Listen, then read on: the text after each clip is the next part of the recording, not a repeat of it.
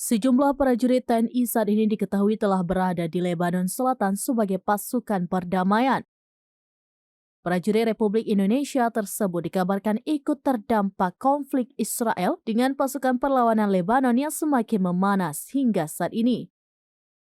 Hal ini disampaikan oleh Komandan Pusat Misi Pemeliharaan Perdamaian atau PMPP TNI Laksamana Muda Retiono Kunto pada Kamis 14 Maret 2024. Dikutip dari Kompas.com via Tribunnews pada Jumat 15 Maret 2024, ketegangan di Timur Tengah, terutama antara Israel dan Hizbullah, berdampak pada markas pasukan Garuda di Lebanon Selatan.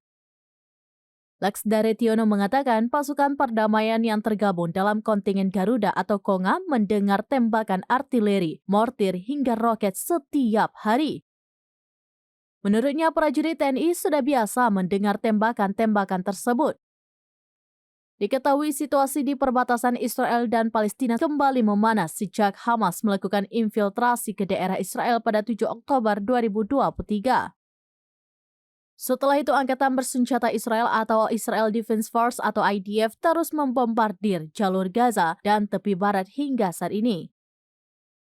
Konflik itu meluas karena kelompok paramiliter Lebanon Hizbullah ikut andil membantu pasukan perlawanan Palestina melawan Israel.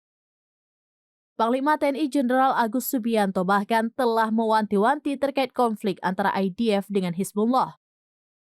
Agus menekankan kepada seluruh prajurit agar selama melaksanakan penugasan di daerah misi selalu memperhatikan faktor keamanan.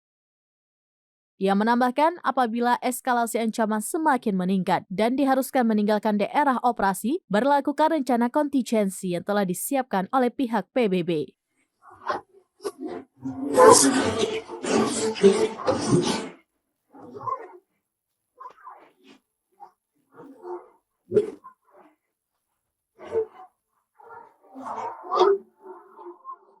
Download Tribun X sekarang, menghadirkan lokal menjadi Indonesia.